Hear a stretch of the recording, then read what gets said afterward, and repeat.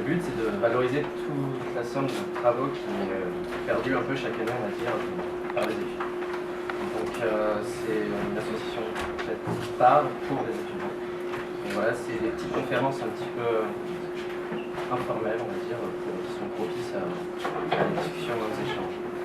Et donc ce thème ce soir, pour la première, c'est le carnet de voyage. Donc il y a eu la biennale du carnet de voyage qui a eu lieu le week-end dernier. Donc l'idée c'était un peu de s'inscrire dans cet événement-là et de proposer des débats et des étudiants qui viennent débattre et parler de leur voyage, de c'est quoi le voyage, c'est quoi voyager, en quoi c'est un outil et une expérience propice au projet d'architecture et en quoi l'outil le carnet de voyage peut-il devenir un outil dans un projet d'architecture ou dans un mémoire par exemple. Donc ce soir ça va être sous la forme de 3 micro-présentations par deux étudiants qui sont maintenant diplômés et un étudiant qui est en Master 2. Et donc ça va durer entre 7 et 15 minutes par présentation, et ensuite il y aura un entracte d'environ 20 minutes pour discuter, voilà, poser des questions. On va pouvoir voir un coup à ce moment-là. Voilà. Donc en tout cas, ça va commencer avec Florent qui va parler de son carnet de voyage à lui. Bonjour. Alors moi en fait j'ai effectué l'an dernier mon Master 1 au Pérou, à Arequipa. Donc Arequipa, il faut savoir que c'est la deuxième plus grande ville du Pérou, après Lima, bien en dessous, donc c'est pas une mégalopole. Et j'ai bénéficié de grandes vacances, on va dire, entre mes 2 semestres, et j'en ai donc profité pour faire de l'humanitaire et donc des missions militaires. Et ces missions militaires étaient basées dans la construction. Donc en fait, je suis parti en Équateur et pendant 2 mois et demi, j'ai fait 3 missions. Donc 3 missions dans 3 milieux, dans un des 3 milieux présents en Équateur. Donc en Équateur, on a le milieu de la Sierra qui constitue la montagne andine, un bout de la forêt amazonienne et la plaine qui donne sur la mer. Et en fait, au contact de la mer et de la plaine, on a une forêt de mangroves côtières qui se crée. Et donc en fait, chaque mission était donc une près de Puyo.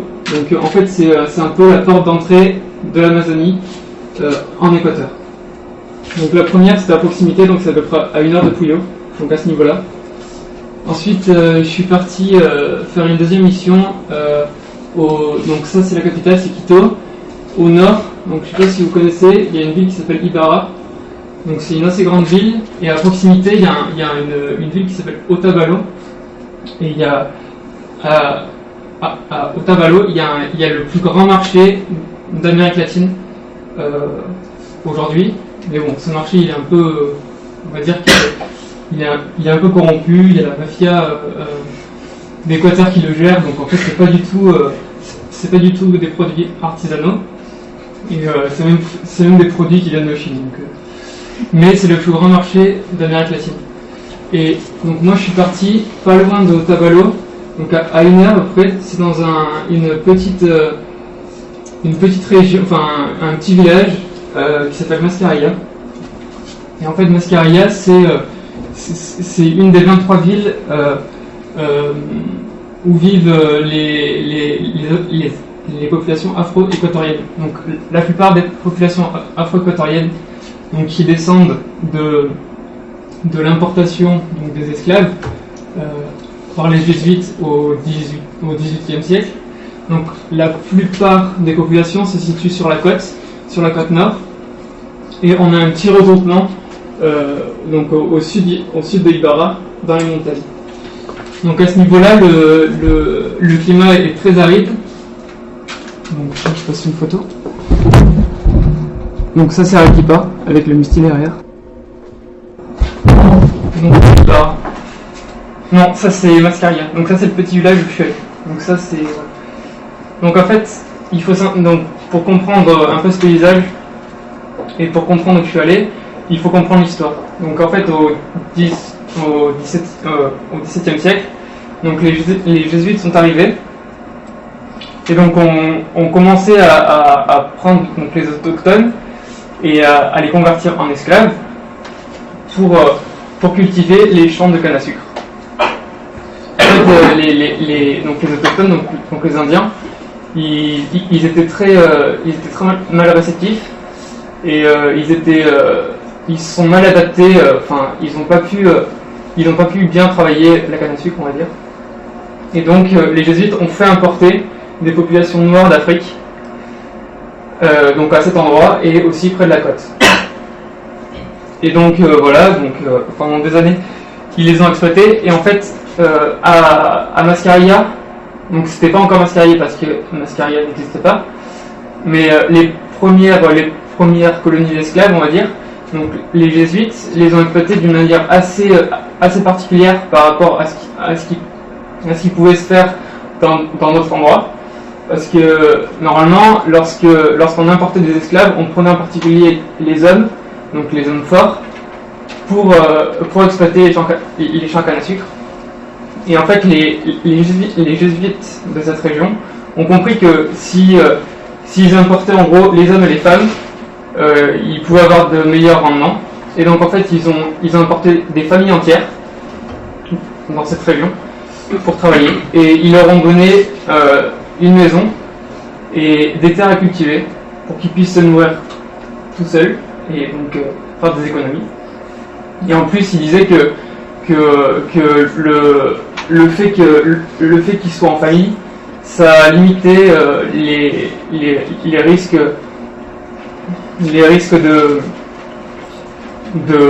enfin, ça limitait comment on dit, les gens de s'échapper, aux esclaves de s'échapper. Donc voilà. Donc ensuite, il y a eu ça, et petit à petit, alors attendez, les dates. Donc en 1867, Charles III d'Espagne signa l'ordre d'expulsion des jésuites du Nouveau Monde. Et en fait, les esclaves étaient toujours sur place. Et en 1780, en fait, les riches aristocrates des villes à proximité en ont profité pour racheter les haciendas, donc c'était les champs à canne à sucre et les infrastructures liées à ça, et donc les esclaves. Mais à ce moment-là, en fait, le traitement des aristocrates face à ces esclaves a changé. Les habitudes que pouvaient avoir, donc les habitudes familiales que pouvaient avoir les esclaves avec les jésuites ne se retrouvaient plus. Les aristocrates n'ont pas pris en compte ce facteur. Ils prenaient que les hommes, les femmes, ils les mettaient de côté. Et du coup, les esclaves se sont rebellés et avec des manifestations. Et il y a une partie des esclaves donc s'est réfugiée dans les montagnes et donc s'est échappée. Donc ensuite, au début du 19e siècle, on a l'abolition de l'esclavage. Et en fait, on a une première communauté, donc les esclaves une fois libres. On a une première communauté d'esclaves qui va se former, qui va s'appeler la Kurara. Et en fait, d'année en année, donc la population va croître et les villages vont se multiplier. Donc aujourd'hui, on a 23 communautés noires équatoriennes dans cette région des Andes.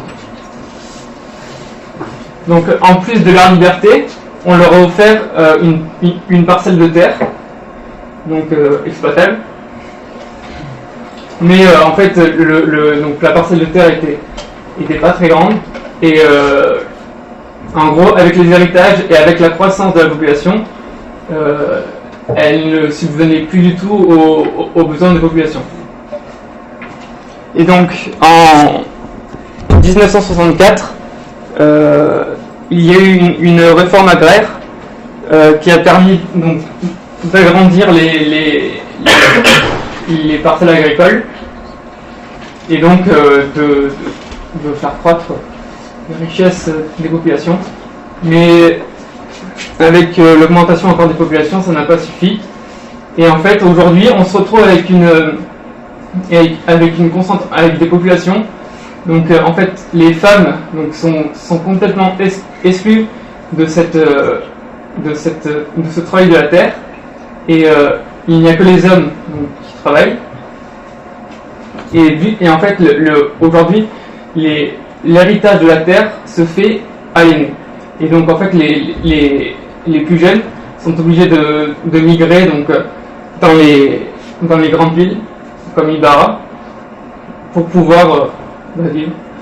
Et en fait, donc, aussi, attends, je bois un coup.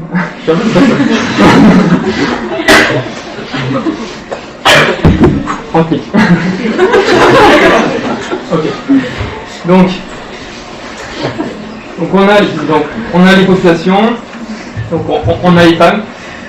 Voilà. Maintenant, ce qu'il faut savoir, c'est que attendez. Donc, ce qu'il faut savoir, c'est que les populations afro-équatoriennes ont une manière très particulière de vivre. Donc moi j'ai pu vivre dans une d'elles, c'était Mascaria. Et en fait ils sont très marginalisés par rapport au reste de l'Équateur, parce en Équateur les populations autochtones vivent dans des maisons par famille. Ils ont une parcelle de terre avec des vaches, avec des moutons. Les populations afro-équatoriennes, elles vivent en groupe. Donc, ils ont une maison. Et en fait, leurs potes, les autres familles, elles vont venir se mettre à côté. Et du coup, ça forme des villages. 7 minutes ? Ouais, c'est chaud. Bon, en fait, il faut que j'ai l'essentiel en fait. Mais, en fait, c'est hyper intéressant tout l'histoire, la construction donc de ces villages, de ces petits villages, et en fait la différenciation qu'il peut y avoir entre les autochtones, les populations afro-équatoriennes et nous autres occidentaux. On a mais en fait leur manière de vivre, donc ils viennent d'Afrique. En Afrique, ils dansent beaucoup, ils vivent en famille. Et du coup, en fait, ils ont gardé cet état d'esprit et ce mode de fonctionnement. Et du coup, ça crée une population complètement exclue.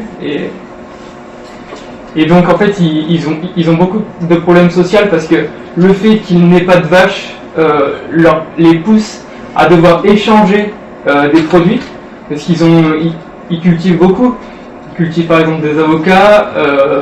Je sais ce qu'il y a, mais ils sont obligés du coup d'échanger de la nourriture, de vendre, et donc ils ne sont pas autonomes.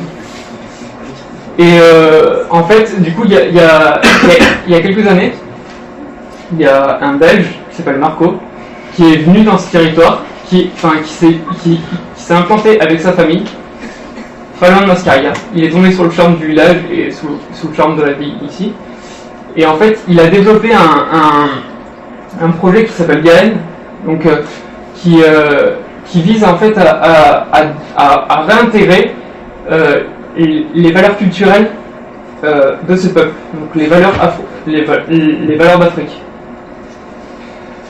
En fait, la seule valeur qui est restée fondamentalement, c'est la musique bombasse, qui se danse, ils prennent des grosses basses dans la rue.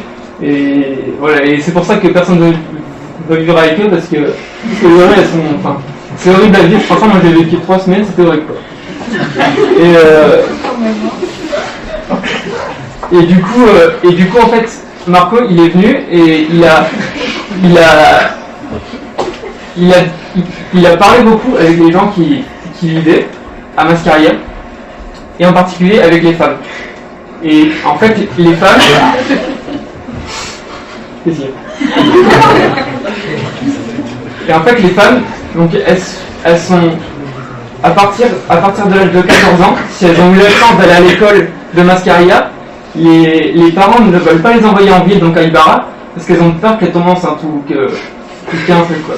Et donc en fait, elles sont obligées de rester au village et d'attendre leur mari, parce qu'elles ne peuvent ni cultiver la terre, ni bouger, donc elles font rien. Et donc Marco a pris en compte ce facteur, et en fait, il y a quelques années, ils ont trouvé un masque africain dans les parages, très ancien. Donc il a eu l'idée de développer un projet de masque, donc de construction d'élaboration de masques. Et donc en fait les femmes ont... Donc il a fallu un année aux femmes pour prendre en compte le projet proposé, pour l'accepter et pour se mettre à l'ouvrage. Et donc aujourd'hui, Mascaria vend les masques des femmes, et les femmes peuvent envoyer par exemple leurs enfants faire des études supérieures, mais c'est pas encore un commerce. En fait, c'est très reconnu en Équateur, mais il y a beaucoup de problèmes de fonctionnement, parce qu'un jour, c'est Marco qui me racontait ça. Il y a un gros quart d'Américains qui sont arrivés à Mascaria pour acheter des masques, et en fait ils trouvaient pas la clé du local, et du coup les mecs sont restés 3 heures et ils sont repartis parce que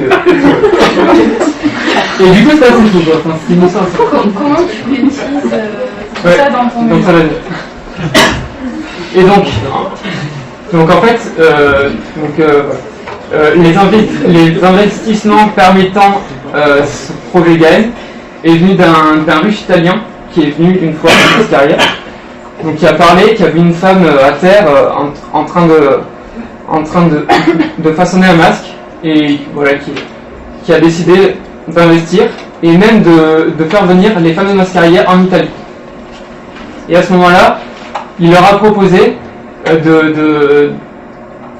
d'acheter 100 masques identiques et ensuite les vendre sur le marché italien. Et en fait, le regroupement des femmes et les discussions avec Marco, avec ces discussions, elles ont dit non, parce que en fait les masques, ils sont tous différents, et ils représentent une personne, ou ils représentent l'âme de la personne qui l'a faite. Et donc 100 masques différents, 100 masques identiques, ça ne représentait pas le concept de Gaël, de la réintégration de la culture noire. Donc voilà, ça c'est la petite histoire. Et donc, en fait, Marco, il a développé d'autres projets, dont un projet de musée historique qui permettrait donc de faire de Mascaria un lieu plus attractif. Et en fait, pour ce musée historique, il a proposé de le faire à partir des anciennes ruines d'un moulin à canne à sucre, donc, qui se situe pas loin, enfin juste à côté. Donc ça c'est la conception. Donc ça c'est les ruines du musée à canne à sucre. Donc c'est le dernier dans la région, parce que les moulins à canne à sucre étaient généralement construits en bois, du coup ils ont totalement disparu. Et celui-là c'est le seul, un des seuls dans la région qui soit construit en pierre et donc qui ait pu résister au temps. Et donc il y a des architectes donc Marco a fait une proposition, a fait cette proposition, a demandé à des architectes de travailler dessus, a demandé au gouvernement de s'investir. Et donc moi j'ai pu voir les projets des architectes qui avaient pu projeter des projets. Et en fait les architectes ne sont pas venus sur le site, n'ont pas parlé avec les gens. On on réinvestit donc le site sans venir et voilà. Et en fait, ils ont utilisé, donc moi j'ai vu les plans, ils ont fait une grande structure en bois, alors que le bois il n'y en a pas du tout sur le site, une grande structure en bois, avec. Et donc moi j'ai discuté avec Marco, on a vu ensemble, et donc en fait on en est venu au fait que ça serait peut-être intéressant de le faire en terre, quoi, ce musée historique. Donc en fait, mon projet de mémoire, du coup, donc là je me projette, je réfléchis à une démarche qui pourrait, en fonction de tout ce que j'ai appris avant, de toute l'histoire, faire un projet qui colle, quoi. Et en fait, donc du coup j'aurais pas le temps de voir les autres missions de vous faire voir les autres missions que j'ai pu faire. Donc il y en a une autre qui se situe donc dans la forêt amazonienne, où là c'est la construction d'une habitation unifamiliale. Donc là aussi il y a une histoire, et la dernière donc c'est la protection d'une mangrove côtière par une infrastructure de passerelle. Et donc pour attacher en fait ces projets, donc à chaque fois j'ai émis des hypothèses qui pourraient enrichir le projet. Et donc en rentrant en France, j'ai théorisé mes approches en utilisant les textes et les savoirs de Frédéric Bonnet et de Stéphane Danzani entre autres, qui développent l'architecture des milieux, une architecture des milieux. Et en fait, je m'appuie aussi sur les écrits de Lévi-Strauss, qui dit qu'un milieu, pour qu'il soit riche, il faut qu'il y ait une relation entre les hommes et leur environnement, le biologique et le culturel, et donc voilà, la nature et la culture. Donc en fonction de ça, en m'appuyant sur les concepts donnés par Frédéric Bonnet pour faire une architecture de milieu. Donc ces concepts, c'est pas une méthode, mais c'est des concepts sur lesquels il s'appuie pour expliquer l'architecture de milieu.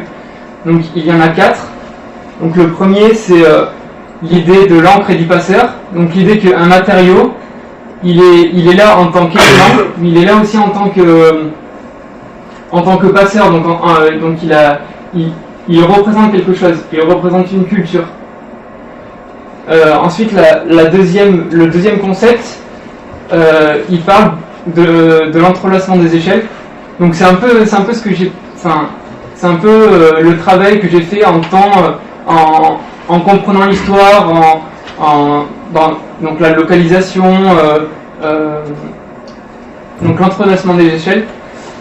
Ensuite, le troisième, donc c'est la résistance et la ressource d'un matériau. Donc c'est d'assumer qu'un matériau puisse rompre ou puisse c'est d'assumer. Et c'est la présence aussi de ce matériau sur le site. Et donc le dernier c'est la responsabilité du petit sur le grand. Et donc c'est de dire que en faisant quelque chose en construisant ou en impactant sur une infime chose, on peut impacter sur une chose immense, quoi.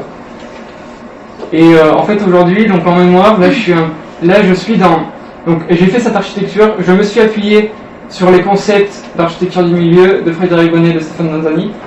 Et en fait, je me demande si c'est vraiment pertinent et si c'est vraiment possible de transposer l'architecture des milieux en Équateur, parce que l'architecture des milieux,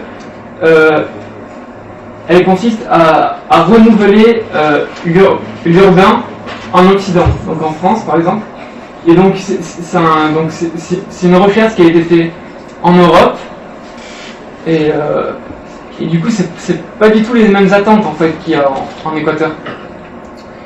C'est comme par exemple on a dans la terre, je propose donc d'utiliser la terre, et je dis que le ciment ça peut dégager son transport, sa fabrication, ça pollue ou ça pollue. Et du coup, c'est mal quoi, d'utiliser. Mais en fait, ça c'est un peu une lubie occidentale de dire on va faire tout en terre. Et par exemple, l'architecte Francis Chiari, lui, dans une de ses conférences, il a fait un projet un projet d'école. Je ne voudrais pas me tromper où, donc je ne dirai pas en Afrique. Et lui, en fait, donc il a construit des murs en terre, en adobe, et en fait, il a utilisé du ciment pour consolider, pour stabiliser la structure. Et une intervenante lui a demandé si l'utilisation du ciment était vraiment, pourquoi il utilisait du ciment alors qu'il venait faire un projet écologique ou en fait c'était pas son propos parce que en Afrique, dans un pays pauvre, ils se posent pas les mêmes questions. Ils prennent le ciment parce que ça tient quoi. Enfin c'est pas. Donc voilà, donc c'est un peu ce retour en France et de voir la vision que j'ai pu avoir, les concepts que j'ai pu développer, voir si je peux les appliquer directement à une architecture dans un contexte complètement différent qui est l'Équateur. Donc j'en suis là et c'est ma réflexion et Merci.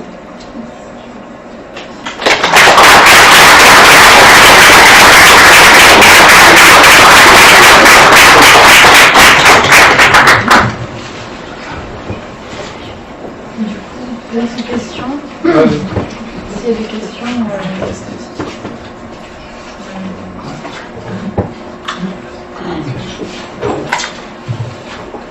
Est-ce que certains veulent rebondir un peu sur le travail de projet?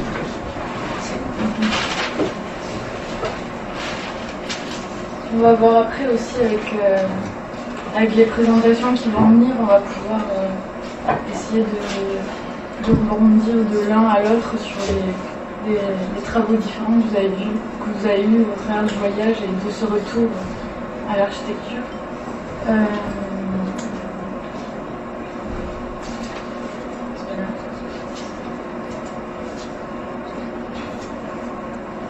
Et est-ce que tu rencontres du coup là tu en es à un stade où tes difficultés elles se résument à quoi en mémoire?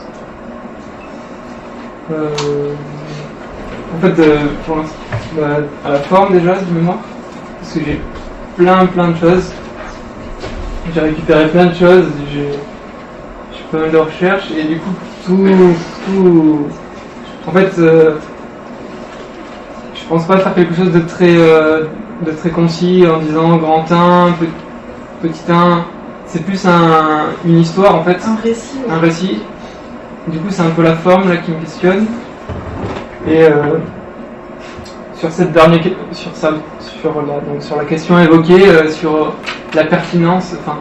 Du coup, ça aurait été peut-être assez intéressant de voir ce dont tu parlais, ce que les architectes avaient proposé sur ce projet, parce que du coup, là, on a passé du temps sur le récit, le contexte, etc. Ouais. Mais au final, ton mémoire, ça traite. Non, mais c'est une grosse partie. Et puis c'est la partie que j'ai le plus traitée pour l'instant aussi. Ouais. Sur la restitution. Et est-ce que toi, tu as participé justement à une action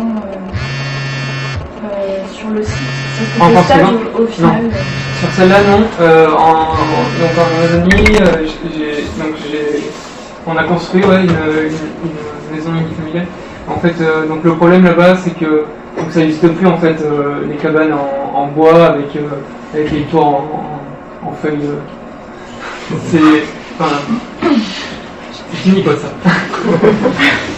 Et en fait, les seuls donc où je suis allé, c'était un centre culturel, donc un centre touristique. Et du coup, les gens vivaient à côté. Et ce centre touristique, donc qui reprend les savoir-faire ancestraux. Donc, pour construire, c'est hyper intéressant, mais en fait, ce qui est très intéressant aussi, c'est de voir que en Amazonie, les constructions en fait sont pas faites en fonction de l'orientation.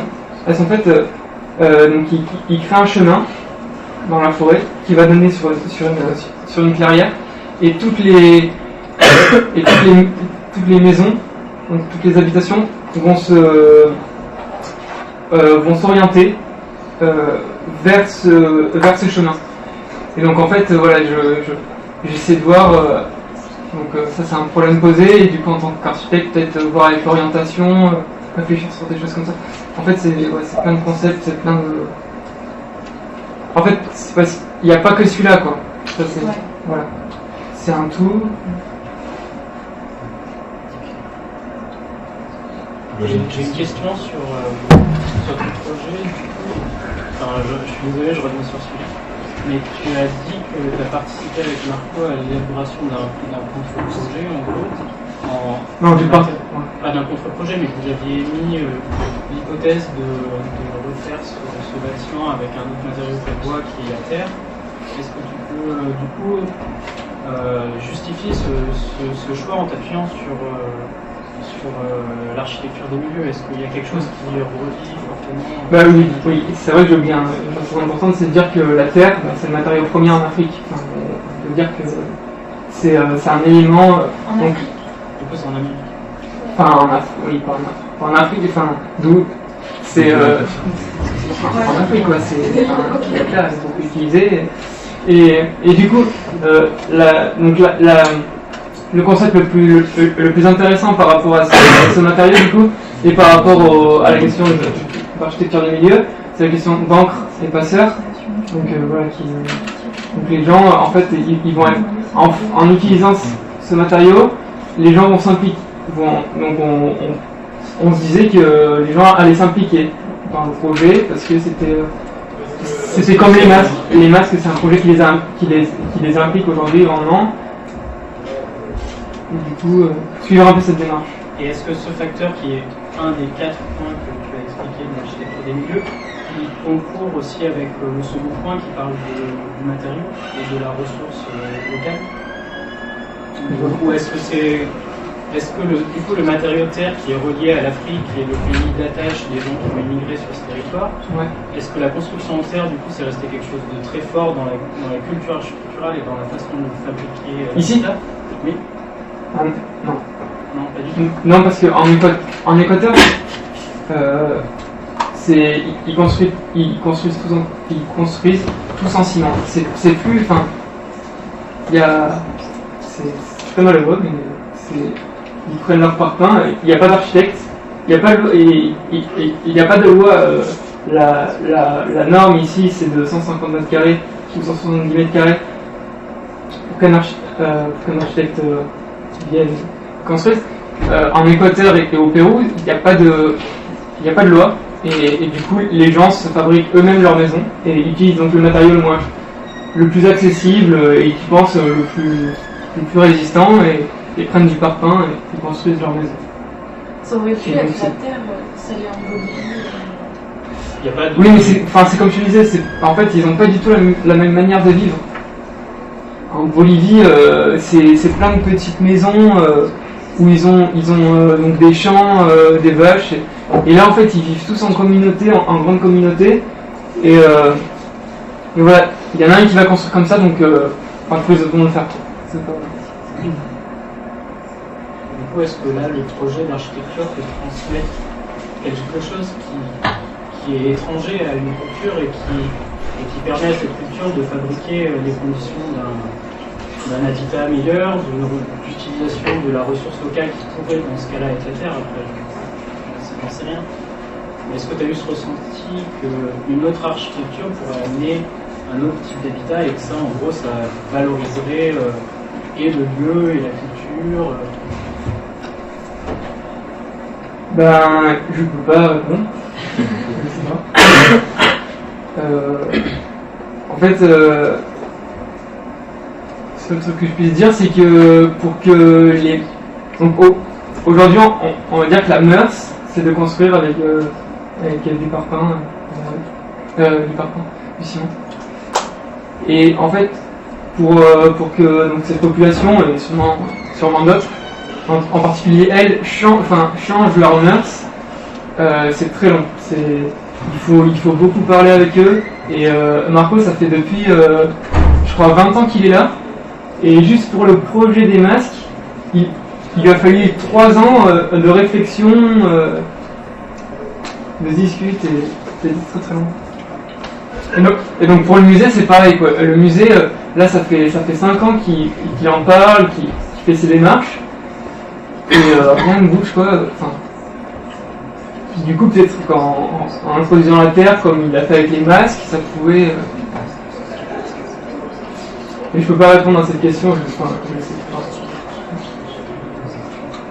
J'avais une remarque et peut-être une question après. La remarque, c'était ce que tu disais sur la question de la Terre, l'utilisation de la Terre, qui est finalement un peu un fantasme d'occidentaux. Ça me faisait penser à une conférence qu'il y a eu ici il y a quelques années d'un ingénieur qui s'appelle André Aceta, qui est beaucoup construit en Afrique, et qui essayait comme ça aussi de réintroduire le matériau Terre, qui est un matériau traditionnel en Afrique. Et en fait, il se trouvait face à un décalage culturel parce que le matériau Terre était rejeté par les habitants, dans le sens où il était tellement traditionnel que face au désir de modernité qu'il y avait en construisant du neuf, en fait, il voulait absolument quelque chose en béton ou en métal, etc. Donc il a dû vraiment batailler pour arriver à renvoyer ou à réactiver des techniques traditionnelles de construction, parce qu'il y avait vraiment un frein culturel, presque psychologique. Alors la question, c'était plutôt par rapport à la question, aux outils que tu as mobilisés, parce que je sais que chez les ventes, vous êtes assez sensible à cette notion d'outils.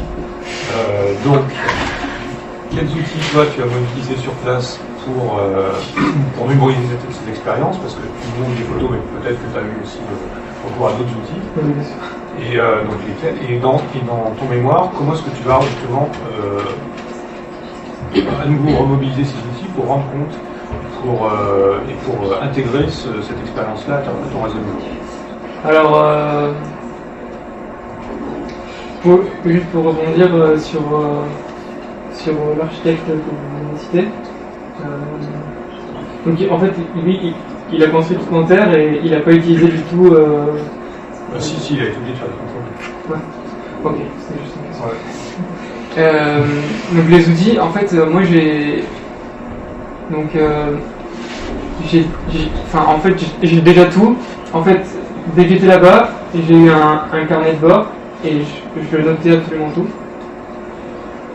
Et en fait, pour l'instant, donc mon approche, ça se fait sous forme d'entretien.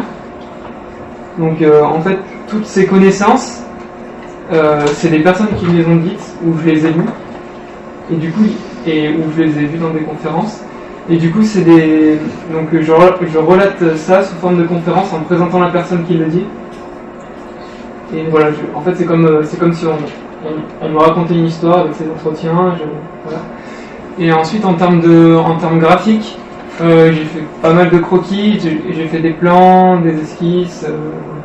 C'est vrai que je les montre pas là. C'est volontaire. C'est volontaire. Non, c'est volontaire. Bon, j'aurais pu. Tu vas dessiner des trucs sur ce musée ou... Alors en fait, la conception, donc pour le créer, en fait, je me suis appuyé sur en partant en Bolivie, donc ils construisent beaucoup en terre, parce qu'en Équateur, j'ai voyagé et j'ai pas vu de construction en terre. En Équateur, il n'y en a absolument pas. J'en ai pas vu. Pourtant, je suis allé un peu partout quand même.